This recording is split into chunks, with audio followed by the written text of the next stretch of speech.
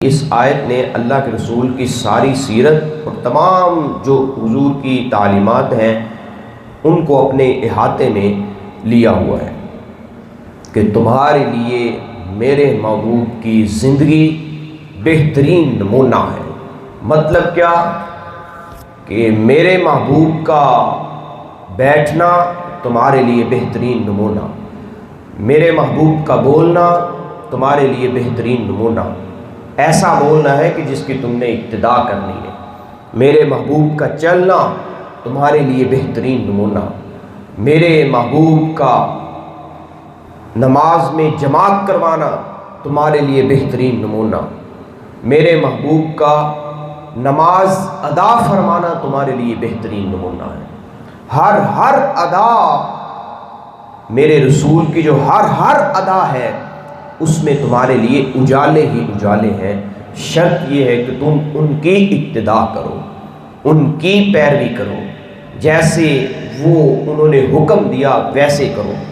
تمہارے لیے بہترین نمونہ ہے۔ صرف نمونہ نہیں بلکہ بہترین نمونہ۔ لقد کان لکم فی رسول اللہ اسوۃ حسنہ، کوئی بھی عمل اللہ کے رسول کا اس میں تمہارے لیے بہترین نمونہ ہے۔ اور پھر جب اللہ کے رسول نماز خصوصاً ادا کر رہے ہوں گے اور اللہ کی بارگاہ میں سجدہ کر رہے ہوں گے تو اس میں کتنی چاشنی اور کتنی محبت ہوگی اپنے رب کے لیے کہ ہم جو ہے وہ سوچ بھی نہیں سکتے۔ اور دوسرے نمبر پر قرآن پاک میں اللہ کریم نے ارشاد فرمایا، جب اتنی بات سمجھ آ گئی کہ اللہ کے رسول کی زندگی ہمارے لیے کیا ہے جی، بہترین نمونہ، پھر دوسرے جگہ پر اللہ رب العزت نے ارشاد فرمایا وَأَقِمِ الصَّلَاةَ لِذِكْرِي، میری یاد کے لیے، میرے تذکرے کے لیے، میرے ذکر کے لیے نماز قائم کرو۔ اگر تم چاہتے ہو کہ تم میرا ذکر کرو، میری یاد کرو، میرے تذکرے کرو تو میری یاد کے لیے تمہیں نماز قائم کرنا پڑے۔ پھر ایک اور جگہ اللہ نے ارشاد فرمایا وَاذْكُرُوهُ كَمَا هَدَاكُمْ، اس کی یاد اس طرح کرو، اس کے تذکرے اس طرح کرو جس طرح اس نے تمہیں سکھایا ہے، تمہیں بتایا ہے، تمہیں اپنے رسول کے ذریعے تمہیں انفارمیشن دی ہے، تمہیں ہدایت دی ہے، جس طرح میں نے ہدایت دی ہے اس طرح اس کی یاد کرو۔ اب ان دونوں آیتوں سے پتہ کیا چلا کہ نماز اللہ کی یاد کا بہترین طریقہ ہے۔ اور پھر نماز پڑھنی کیسے ہے، اللہ کی یاد کرنی کیسے ہے، اللہ کا ذکر اور اللہ کے تذکرے کرنے کیسے ہیں، جس طرح اللہ نے بتایا اور اس کے رسول نے سکھایا۔ تو ان دونوں آیتوں سے پتہ چلا کہ نماز اللہ تعالیٰ کا بہترین ذکر ہے، یاد کرنے کا بہترین طریقہ ہے۔ اللہ کو کسی نے یاد کرنا ہو اور پھر وہ بھی اس طرح کا کہ جس طرح ڈائریکٹ بندہ اللہ کے ساتھ جو ہے وہ مل جائے، مثلا کہ اللہ تعالیٰ کے ساتھ کانٹیکٹ میں آ جائے، تو اس کے لیے نماز پڑھو۔ اور پھر نماز کس طرح پڑھنی ہے تاکہ کانٹیکٹ جو ہے وہ تمہارا صحیح ہو، اس طرح جس طرح اللہ نے بتایا اور اس کے رسول نے سکھایا۔ اور پھر یہاں دوسری جو تعلیمات ہیں اس میں اللہ کے رسول نے حدیث پاک میں بھی ارشاد فرمایا صلو کما رأیتمونی اصلی، نماز اس طرح پڑھو جس طرح مجھے پڑھتا ہوا دیکھو، مجھے پڑھتا ہوا دیکھو، جس طرح مجھے پڑھتا ہوا دیکھو نماز اس طرح ادا کرو۔ اب اس میں بھی ایک پوائنٹ یہ ہے کہ اللہ کے رسول نے یہ نہیں فرمایا کہ صلو کما اصلی، اس طرح نماز پڑھو جس طرح میں پڑھتا ہوں، اس طرح نہیں فرمایا۔ اللہ کے رسول نے ارشاد فرمایا صلو کما رأیتمونی اصلی، اس طرح نماز ادا کرو جس طرح تم مجھے پڑھتا دیکھتے ہو۔ مطلب کیا کہ اللہ کے رسول کی نماز جیسی نماز تو ہم پڑھ ہی نہیں سکتے۔ اللہ کے رسول کا جو خشوع و خضوع اور اپنے رب کے دربار میں کھڑے ہونے کا انداز اور اس میں جتنی للہیت اور جتنی محبت ہوگی، ہم اتنی محبت سے نماز تو ادا کر ہی نہیں سکتے، ہمارا مقام تو اس طرح پہنچ ہی نہیں سکتا۔ اللہ کے رسول کا قیام کرنا نماز میں، اس کا مقام اور ہے اللہ کی بارگاہ میں، اور ہمارا اللہ کی بارگاہ میں قیام کرنا اس کا مقام اور ہے، اس کی حیثیت اور ہے۔ اللہ کے رسول کا سجدہ کرنا اپنے رب کی بارگاہ میں، اس کا مقام اور ہے، اور ہمارا اللہ کی بارگاہ میں سجدہ کرنا اس کی حیثیت کچھ اور ہے۔ ہماری کروڑوں نمازیں بھی ہوں تو اللہ کے رسول کی ایک نماز جیسی نہیں ہو سکتی، نہیں ہو سکتی۔ اس لیے اللہ کے رسول نے ارشاد فرمایا صلو کما رأیتمونی اصلی، جس طرح مجھے پڑھتا دیکھتے ہو نا، یعنی جس طرح مجھے دیکھتے ہو، تم دیکھتے ہو کہ افعال جس طرح میں انجام دے رہا ہوں، جو میں کر رہا ہوں، اس طرح مجھے دیکھ کر اپنی نماز پڑھو، کیونکہ مجھ جیسی نماز تو تم نہیں پڑھ سکتے، لیکن جیسے میں افعال کر رہا ہوں ویسے افعال کر کے تم جو اپنی نماز کی ادائیگی کرو، اور یہ نماز جو اللہ اور بندے کے درمیان کانٹیکٹ کا بہترین طریقہ ہے اس کو ادا کرو۔ جب اس طرح کرو گے جس طرح میں ادا کرتا ہوں تو پھر تمہارا جو کانٹیکٹ ہے وہ صحیح طریقے سے اپنے رب کے ساتھ ہوگا۔ اس کے علاوہ اللہ کے رسول صلی اللہ علیہ وسلم نے اور بہت سارے آداب نماز کے حوالے سے سکھائے کہ نماز میں خشوع خضوع ہونا چاہیے، ادب ہونا چاہیے، ادب کے ساتھ تم اپنے رب کی بارگاہ میں کھڑا ہو، کیونکہ وہ بارگاہ ایسی عام بارگاہ نہیں ہے کہ ایسے ہی منہ اٹھائے اور بے ادبی سے تمہاری باڈی لینگویج سے پتہ چل رہا ہو کہ تم ایسے جیسے تکبرانہ طریقے سے کھڑے ہو، نہیں، بلکہ باڈی لینگویج سے یہ پتہ چلنا چاہیے کہ جب تم نماز میں کھڑے ہو تو ایسے لگ رہا ہو کہ کسی شہنشاہوں کے شہنشاہ کے دربار میں کھڑے ہیں، کسی بادشاہوں کے بادشاہ کے دربار میں کھڑے ہیں، بڑا خضوع ہو، بڑی ادب کے ساتھ جو ہے وہ نماز ادا کی جائے۔ یہاں تک اللہ کے رسول نے ارشاد فرمایا حدیث جبریل میں، جب حضرت جبریل علیہ السلام نے اللہ کے رسول سے عرض کی اے اللہ کے رسول بتائیے احسان کیا ہے، مل احسان، احسان کیا ہے، تو اللہ کے رسول نے ارشاد فرمایا ان تعبد اللہ کأنک تراہ، احسان یہ ہے کہ تو اللہ کی عبادت اس طرح کرے کہ جیسے تو اس کو دیکھ رہا ہے، تیری کیفیت اس طرح کی ہونی چاہیے۔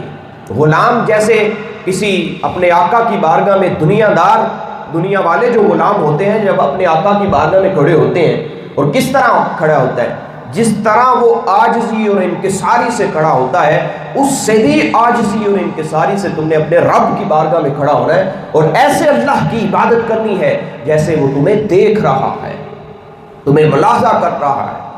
ان تعبد اللہ کأنک تراہ، یہ تو دوسرا مقام ہے نا کہ وہ تمہیں دیکھ رہا ہے، پہلا مقام ایسا ہونا چاہیے کہ تو اللہ کو دیکھ رہا ہے،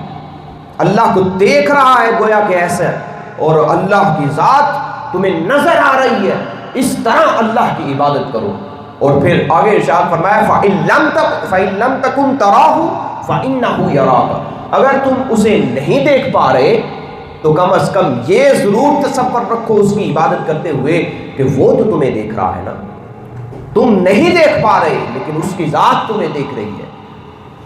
تو جب یہ تصور ہوگا پھر نماز میں کھڑے ہوتے ہوئے جگہ جگہ پر خارش نہیں ہوگی۔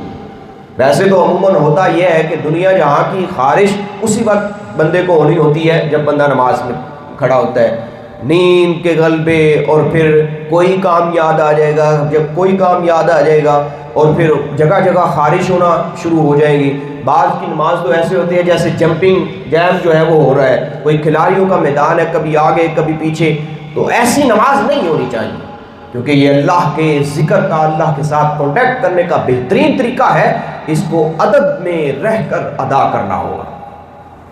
کأنک تراہ ان تعبد اللہ کأنک تراہ، اللہ کی عبادت اس طرح کرو کہ جس طرح تم اسے دیکھ رہے ہو۔ فإن لم تکن تراہ فإنہ یراک، اگر دیکھ نہیں پا رہے، یہ کیفیت تمہیں میسر نہیں آ رہی کہ تم اللہ کو دیکھو، تو کم از کم یہ کیفیت ضرور اپنے اوپر طاری کر لو جب تم اللہ کی بارگاہ میں حاضر ہو کہ وہ ذات تو تمہیں دیکھ رہی ہے نا، وہ تمہیں ملاحظہ کر رہی ہے، وہ اللہ کی بارگاہ میں تم حاضر ہو، اللہ تمہیں ملاحظہ فرما رہا ہے اور تم ادھر ادھر توجہ کرو، تمہارا دھیان ادھر ادھر ہو۔ جب یہ کیفیت، یہ سوچ ہمارے ذہن میں ہوگی اور پھر جب ہم نماز ادا کریں گے پھر اس کی الگ ہی کیفیت ہم پر طاری ہوگی، الگ ہی مزہ آئے گا، الگ ہی سکون آئے گا نماز میں، جو اللہ کے رسول صلی اللہ تعالیٰ علیہ وسلم نے بتایا اگر ہم اس انداز سے نماز ادا کریں گے۔ پھر اس کے آگے آداب سکھاتے ہوئے اللہ کے رسول صلی اللہ تعالیٰ علیہ وسلم نے نماز کی اہمیت کے بارے میں بھی بتایا، نماز کی اہمیت بھی بتائی کہ احادیث بھی ذکر فرمائی اور نماز کتنی امپورٹنٹ ہے، اس کے حوالے سے اللہ کے رسول صلی اللہ تعالیٰ علیہ وسلم نے ارشاد فرمایا جعلت قرۃ عینی فی الصلاۃ، اے لوگو نماز میری آنکھوں کی ٹھنڈک ہے۔ اگر کوئی چاہتا ہے کہ میں اللہ کے رسول کو ٹھنڈک پہنچاؤں، اللہ کے رسول کو سکون پہنچاؤں، میری طرف سے بھی اللہ کے رسول کو سکون پہنچے، تو حضور نے ارشاد فرمایا جعلت قرۃ عینی فی الصلاۃ، نماز ادا کرو، نماز ادا کرنے سے اللہ کا ذکر بھی ہو جائے گا، اللہ کے ساتھ کانٹیکٹ بھی ہو جائے گا، اور مجھے ٹھنڈک بھی پہنچے گی، میری آنکھوں کو ٹھنڈک پہنچے گی۔ جعلت قرۃ عینی فی الصلاۃ، اس سے اب آپ اندازہ کریں نماز کی کتنی اہمیت ہے۔ اور پھر ارحنی یا بلال بالصلاۃ، اللہ کے رسول جب حضرت بلال کو حکم ارشاد فرماتے نا کہ اے بلال نماز کے لیے اذان دو، تو یوں نہیں کہتے کہ اے بلال نماز کے لیے اذان دو، بلکہ یوں ارشاد فرماتے ارحنی یا بلال، اے بلال نماز کے لیے اذان دو اور میرے دل کو ٹھنڈک پہنچاؤ، مجھے سکون پہنچاؤ، مجھے اطمینان پہنچاؤ۔ تو پتہ کیا چلا، نماز ایک ایسا سلسلہ ہے عبادت کا، ایسی چاشنی ہے اللہ کے ساتھ تعلق قائم کرنے کا، اور ایسا جو ہے وہ محبت کا سلسلہ ہے اللہ کے ساتھ قائم کرنے کا، کہ جب بندہ نماز میں ہوتا ہے اور نماز پھر خشوع و خضوع سے ادا کی جا رہی ہوتی ہے اس طرح جس طرح اللہ کے رسول نے بتایا، تو پھر اس میں جو محبت اور جو کیفیت بندے میں طاری ہوتی ہے وہ بیان کرنے والی بھی نہیں ہوتی، وہ ایسی سکون والی کیفیت ہوتی ہے، ایسی اطمینان والی کیفیت ہوتی ہے۔ تو ان تمام چیزوں سے ثابت ہوا کہ نماز کی اہمیت بہت زیادہ ہے، اور پھر اس کو اللہ کے پہلے تو اہمیت اس کی بہت زیادہ ہے، اور پھر اللہ کے رسول کے طریقے کے مطابق اگر ادا کی جائے گی تو پھر اللہ کے ساتھ جو ہے وہ صحیح کانٹیکٹ جو ہے وہ میسر آئے گا۔ اب اس میں دو چار مسائل میں آپ کے سامنے رکھنا چاہتا ہوں کہ عموماً اہل سنت و جماعت کا جو طریقہ نماز ہے وہ کیا ہے، اس میں صرف میں ہم جو پڑھتے ہیں اس کے آپ کے سامنے احادیث اور دلائل رکھوں گا، دوسروں کے بارے میں ہم گفتگو نہیں کریں گے، کیونکہ ہم نے اپنا آپ چیک کرنا ہے کہ کیا ہم صحیح طریقے سے نماز ادا کر رہے ہیں۔ عموماً کچھ دو چار مسائل ایسے ہیں کہ جس میں عوام کو تشویش رہتی ہے کہ یار وہ کر رہا ہے ہم نہیں کر رہے، تو کیا ہم صحیح کر رہے ہیں، کیا ہمارا طریقہ سنت کے عین مطابق ہے، دوسروں کی بات ہم نہیں کرتے، ہم اپنے طریقے۔ اور دو چار مسائل پر میں آپ کے سامنے احادیث رکھتا ہوں کہ ہم جو کرتے ہیں وہ احادیث کے مطابق اور سنت کے عین مطابق ہے۔ پہلے سب سے پہلا جو مسئلہ ہے وہ ہے نماز میں ہاتھ باندھنے کا۔ آپ دیکھتے ہیں کہ مختلف جگہوں پر لوگوں نے باندھے ہوتے ہیں، لیکن ہم جو باندھتے ہیں کیا وہ سنت کے عین مطابق ہے؟ تو اس کے متعلق حضرت علی المرتضیٰ رضی اللہ تعالی عنہ کی حدیث آپ کے سامنے رکھنا چاہوں گا۔ حضرت علی رضی اللہ تعالی عنہ ارشاد فرماتے ہیں، حضرت علی کرم اللہ تعالی وجہہ فرماتے ہیں، حضرت ابو جحیفہ رضی اللہ تعالیٰ عنہ سے یہ روایت نقل ہے، اور سنن ابی داؤد صحاح ستہ کی جو 6 کتابیں ہیں نا ان میں سے یہ حدیث آپ کے سامنے رکھ رہا ہوں۔ صفحہ نمبر 274 ہے اور حدیث نمبر 756 ہے، جلد نمبر 1 ہے۔ حضرت علی رضی اللہ تعالیٰ عنہ کے حوالے سے حضرت ابو جحیفہ رضی اللہ تعالیٰ عنہ بیان کرتے ہیں، قال حضرت علی نے ارشاد فرمایا السنت وضع الکف علی الکف فی الصلاۃ، سنت یہ ہے نماز میں کہ ہاتھ باندھنے کی، تحت وضع الکف علی الکف فی الصلاۃ تحت السرہ، نماز میں ہاتھ باندھنے کی سنت یہ ہے کہ ہتھیلی پر ہتھیلی رکھی جائے، کف کہتے ہیں ہتھیلی کو، ٹھیک ہے، ہتھیلی پر ہتھیلی رکھی جائے، وضع الکف علی الکف فی الصلاۃ تحت السرہ، اور کہاں ہاتھ باندھے جائے؟ ناف کے نیچے۔ سرہ کہتے ہیں ناف کو اور تحت کہتے ہیں نیچے، تحت السرہ ناف کے نیچے ہاتھ باندھے جائیں۔ اب یہ حضرت علی کی ذات وہ ذات ہے، اور یہ حدیث پاک بھی صحاح ستہ کی میں آپ کے سامنے رکھ رہا ہوں، اور حضرت علی باب مدینۃ العلم جو علم کے شہر کا دروازہ ہے وہ ارشاد فرما رہے ہیں کہ نماز میں ہاتھ باندھنے کی جو ترتیب ہے یہ ہے کہ اپنے ہاتھ پر ہاتھ رکھو اور تحت السرہ ناف کے نیچے اپنے ہاتھ باندھو۔ اسی طرح دوسری حدیث حضرت ابو ہریرہ رضی اللہ تعالی عنہ سے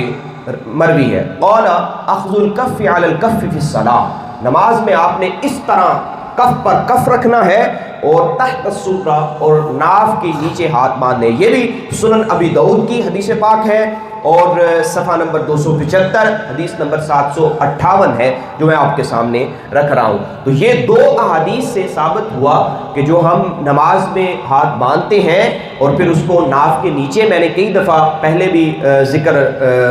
آپ کے سامنے کیا احادیث کا، اور پھر آپ کے سامنے عرض کی کہ کیوں ہم باندھتے ہیں، تو ان احادیث سے بھی ثابت ہو رہا ہے کہ ناف کے نیچے ہاتھ باندھنا سنت کے عین مطابق ہے۔ اور جب کوئی صحابی کہتا نا السنہ، تو اس سے مراد یہی ہوتا ہے، اس سے مراد قاعدہ قانون یہ ہے کہ سمجھا کیا جائے جب صحابی کو یہ سنہ کہتا ہے، تو اس کے مراد سمجھا یہ جائے گا کہ یہ اللہ کے رسول کی ہی سنت ہے۔ جب صحابی کوئی کہے السنہ، اور پھر صحابی بھی جلیل القدر حضرت علی المرتضیٰ اور حضرت ابو ہریرہ رضی اللہ تعالیٰ عنہ۔ پھر یہ ایک مسئلہ ہوگا۔ دوسرا مسئلہ جو بہت سارے نوجوانوں کے ذہنوں میں یہ تشویش رہتی ہے کہ ہم کیا کرتے ہیں یا نہیں کرتے، تو کیا یہ صحیح کرتے ہیں جو یہ عمل نہیں کرتے؟ کون سا عمل؟ نماز میں رفع الیدین کرنا۔ مطلب کیا رفع الیدین کا مطلب کیا ہے کہ جب ہم نماز کی نیت کرتے ہیں اور پھر رکوع جاتے ہیں تو رکوع جانے سے پہلے ایک دفعہ ہاتھ اٹھانا، اور پھر رکوع جانے کے بعد اٹھنا، رکوع سے اٹھنے پر ایک دفعہ ہاتھ اٹھانا، تو یہ ہوتا ہے رفع یدین۔ تو کیا جو ہے وہ ہم نہیں کرتے، یہ اہل سنت و جماعت جو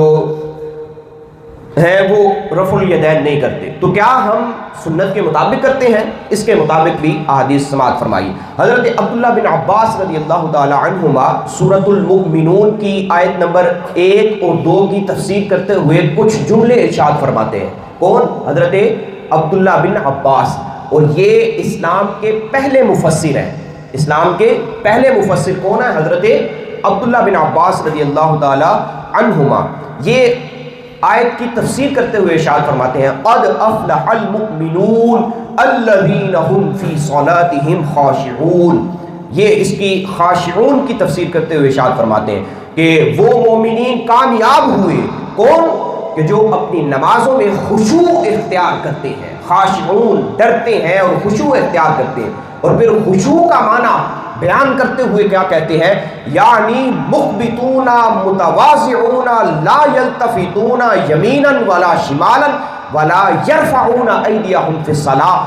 خاشعون کا مطلب یہ ہے کہ وہ مومن کامیاب ہو گئے جو اپنی نماز میں خشوع کرنے والے ہیں۔ مطلب کیا؟ کہ جو عاجزی سے کھڑے ہونے والے ہیں، دائیں بائیں التفات نہیں کرتے،